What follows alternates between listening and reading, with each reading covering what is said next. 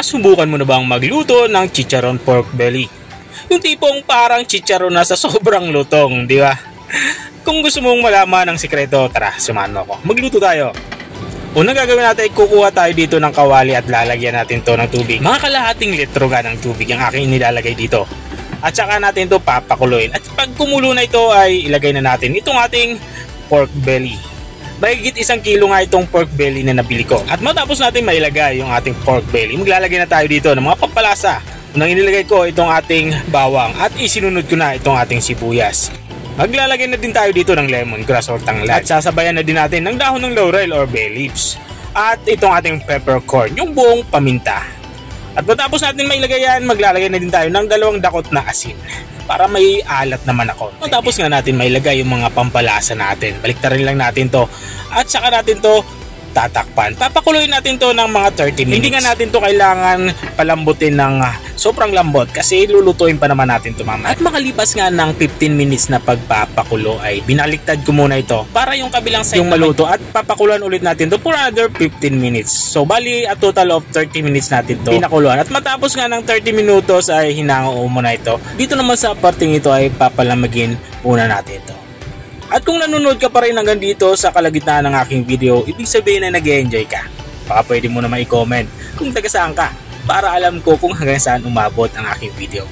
At balik tayo dito sa ating nilulutong ulam. Dito nga sa parteng ito ay lumamig na yung ating pinakuluang pork belly. At dito naman sa parteng ito ay hihiwain na natin to. Ang hiwa naman ay depende sa kapal na gusto niyo. Pero mas maganda yung medyo makapal. Katulad ng kapal ng mukha ng kapitbahay mo. At dito nga natapos na tayo paghihiwa ng ating mga pork belly na ipiprito.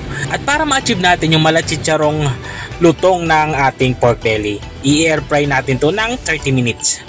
Pero kung wala naman kayo air fryer, ay pwede nyo naman itong ibilad. Katulad ng mga chicharon na ginagawa. Binibilad kasi yan para ma-achieve yung sobrang lutong ng balat.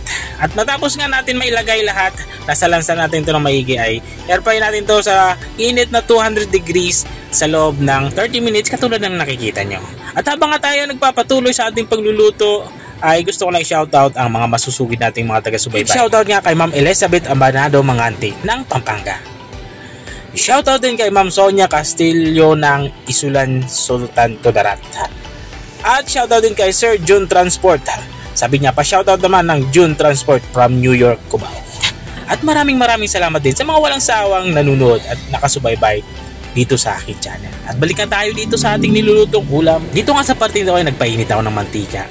At magsisimula na nga tayo magprito. Pero bago natin iprito yung mga na-air fry natin pork belly ay binudburan ko muna ito ng 1 dakot na asin. At dito nga sa parting ito ay nagpiprito na ako. Pipritohin natin ito hanggang sa magmalatsitsaron yung balat ng ating nilulutong pork belly. Actually napakabilis lang nito maging malatsitsaron dahil nga na-air fry ito. Katulad ng nakikita nyo, mga 15 minutes ko lang to inilagay sa napakainit na mantika at naging malatsitsaron na nga yung itsura niya. At pag ganyan na itsura niya, ilipat na natin ito sa malinis na lagayan. Grabe, putok-batok na naman tayo nito. At dito nga sa parte ito ay isa-isa ko na itong inihahango dito sa ating kawali. At ito na nga, ready nang iserve yung ating ulam pananghalian. Ito yung ating chicharon pork belly. I-serve natin to kasama ng ating mga paboritong sausawan. Meron nga tayo ditong sausawan na suka, sili, saka may sibuyas at bawang. At kung nakarating ka nga dito sa dulo ng aking video, maraming salamat sa panonood. Kita-kita ulit sa mga susunod kong mga videos. Bye-bye!